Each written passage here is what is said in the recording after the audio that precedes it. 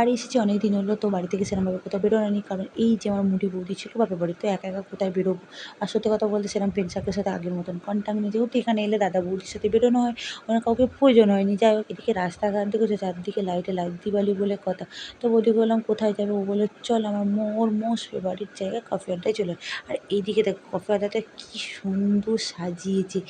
যাই হোক, ও ওখান থেকে অনেকদিন পরে এসেছে আর আমিও বাড়িতে বসে, বসে বোর হচ্ছিলাম। ওই জন্য বললাম, "চল দুজনে একটু গিয়ে মাইন্ড মুড সব ফ্রেশ করে চলে আসি।" এইখানে বসার সাথে, সাথে জায়গাটা এমনভাবে নড়ে উঠল, আমি বললাম গেল। যাই হোক, কিছু হয়নি। এদিকে খাবার অর্ডার করে দিয়ে আমরা বসে, বসে ওয়েট করছিলাম। ওয়েট করার সাথে, সাথে চলে এসেছে আমাদের স্ন্যাক।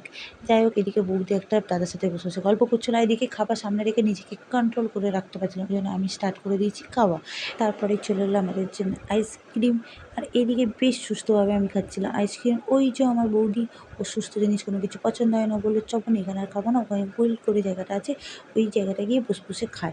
আর ও তো এই কফি আড্ডাটাকে নিজের বাপের মনে করে, ওর বাপ মানে আমারও বাপ, তো নিজেদের বাপের আর কফি আড্ডা মনে করে একটু ঢং করে ন্যাকামো মেরে, মেরে খাচ্ছিলাম। যাই হোক, এদিকে এসে আইসক্রিম খাওয়া কমপ্লিট করে চলে এলাম। আমি এদিকে সেলফি তুলতে, আর এদিকে আমার বৌদি চলে গেছে পেমেন্ট করতে। পেমেন্ট কমপ্লিট করে বেরিয়ে পড়লাম, যেহেতু সামনে আসছে ভাইফোঁটা, যেমনই হোক দাদাকে তো কিছু দিতে হবে। যেমন আমারও পকেট খালিতে দাদারও পকেট খালি করব। যাই হোক, এদিকে কেনাকাটা কমপ্লিট করে নিলাম, কমপ্লিট করে চললাম বাড়ি। টাটা।